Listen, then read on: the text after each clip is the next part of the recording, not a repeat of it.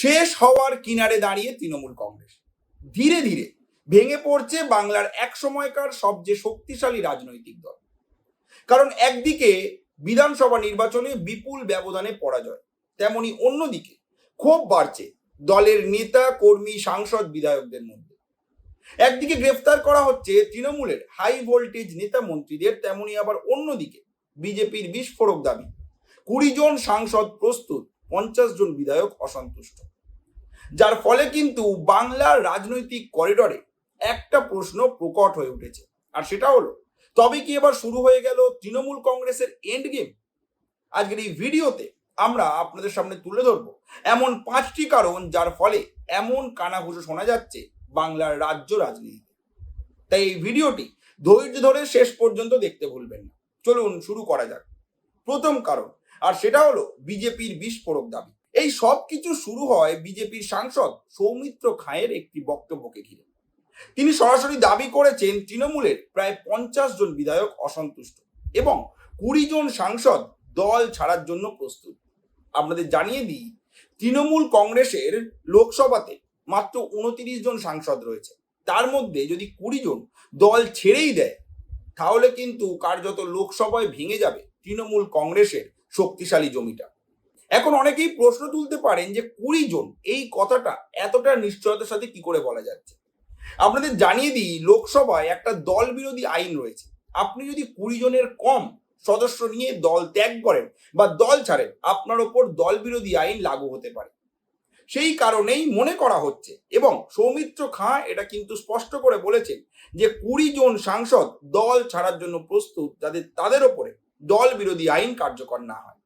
আর যদি এটা সত্যি হয়, তাহলে কিন্তু একসাথে বড় ধাক্কা খেতে পারে তৃণমূল। ফলত প্রশ্ন উঠছে, দলের ভিতরে এমন কি হচ্ছে যে নেতারা পর্যন্ত অসন্তুষ্ট হয়ে উঠছে। অর্থাৎ প্রথম কারণ আপনাদের জানালাম যে বিজেপি কি দাবি করছে, এবং সেই দাবিটা করছেন একজন সাংসদ, এবং তারা কিন্তু বর্তমানে ক্ষমতায় রয়েছে, তার জন্য এটা উল্লেখযোগ্য। এবার জানাবো দ্বিতীয় কারণ, আর সেটা হলো অসন্তুষ্টির তালিকায় রয়েছে বড় বড় নেতাদের নাম।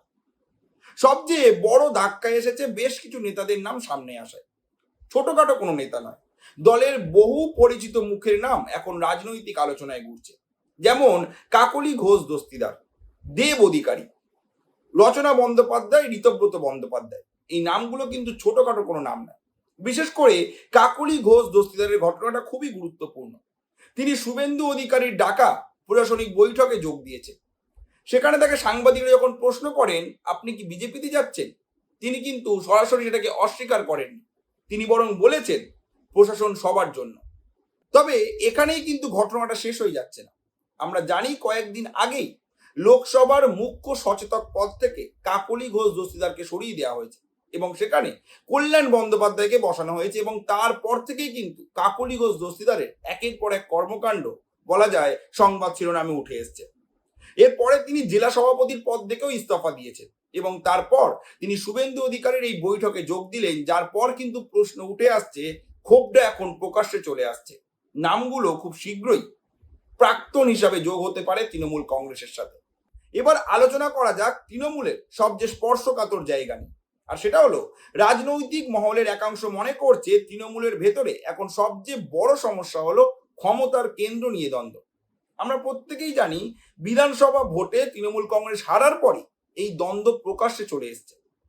অনেক প্রবীণ নেতারা অভিষেক বন্দ্যোপাধ্যায়কে সরাসরি দায় করেছে এই হারের জন্য, এবং আমরা জানি গত 15 বছরে একাধিকবার এই অভিযোগ সামনে এসেছে যে দলে দুটো ভাগ হয়ে গেছে, একটা প্রবীণ একটা নবীন, এবং যার কারণে সিনিয়র নেতারা মনে করতেন তাদের দল থেকে কোণঠাসা করে দেওয়া হচ্ছে, তাদের দল থেকে সরিয়ে দেওয়া হচ্ছে।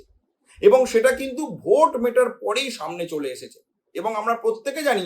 এবং তারপরেই শোকজও করা হয়েছে এমন কিছু তৃণমূল নেতাদের, যারা নিজেদের মন্তব্য করার পর তাদেরকে শোকজ চাওয়া হয়েছে, তারা অভিষেক বন্দ্যোপাধ্যায়কে নিয়ে ভুলভাল মন্তব্য করেছেন বলে।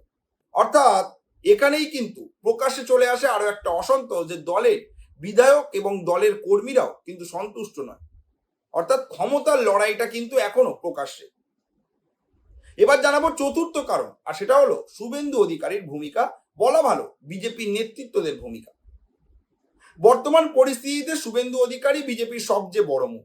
মুখ্যমন্ত্রী হওয়ার পর থেকেই তিনি বারবার বিরোধী দলের জনপ্রতিনিধিদের প্রশাসনিক বৈঠকে ডাকছেন। এটা কিন্তু শুধুমাত্র কোনো প্রশাসনিক সিদ্ধান্ত নয়, বরং বলা যায় একটা রাজনৈতিক মেসেজও।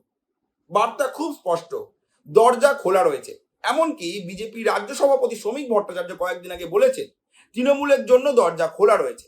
আর এই মেসেজগুলো কিন্তু খুবই গুরুত্বপূর্ণ বর্তমান রাজনৈতিক পরিস্থিতিতে। কারণ যখন বিরোধী দলের সাংসদ বা বিধায়ক মুখ্যমন্ত্রীর মঞ্চে যায়, তখন স্বাভাবিকভাবেই জল্পনা শুরু হয়। আর সেই জল্পনাটা কিন্তু বিজেপি এবং তৃণমূলের কর্মীরা উভয়েরাই উস্কে দিচ্ছেন। এবার জানাবো পঞ্চম কারণ, নন্দীগ্রাম থেকে দিল্লি সংকট কিন্তু বাড়ছে। শোনা যাচ্ছে নন্দীগ্রামে যে উপনির্বাচন হবে সেখানে প্রার্থী খুঁজতে সমস্যায় পড়ছে তৃণমূল।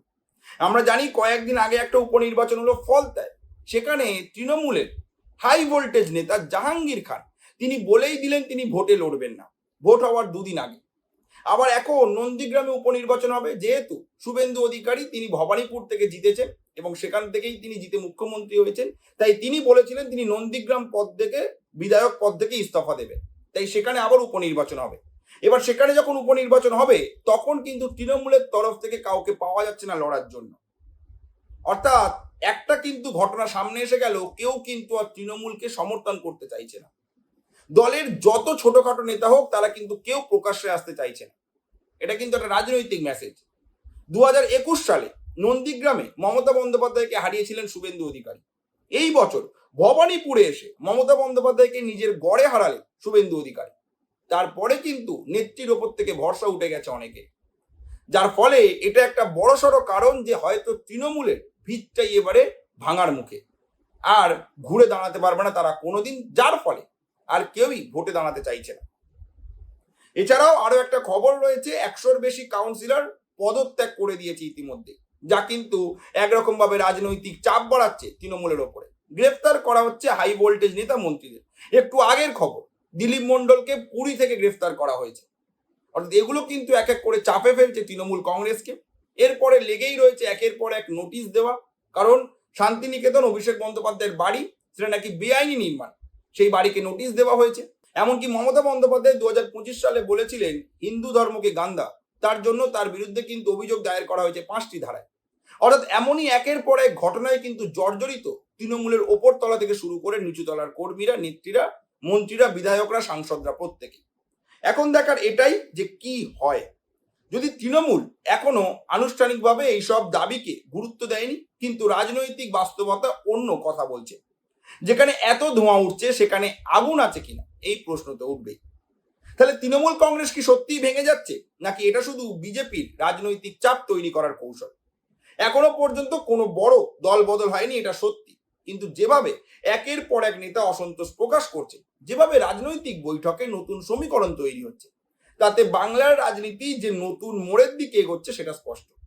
আপনার কি মনে হয়, সত্যি কি তৃণমূলের বড়সড় কোনো ভাঙন শুরু হয়েছে, নাকি এটা শুধুমাত্র বিজেপি রাজনৈতিক প্রচার? জানাতে ভুলবেন না আপনার মতামত কমেন্ট করে। আর যদি আপনাদের এমনই বিষয়ে ভালো লেগে থাকে, যদি আপনারা এমনই কন্টেন্ট দৈনিক দেখতে চান, তাহলে অবশ্যই ফলো এবং সাবস্ক্রাইব করতে ভুলবেন না আমাদের এই চ্যানেলটিকে। ধন্যবাদ।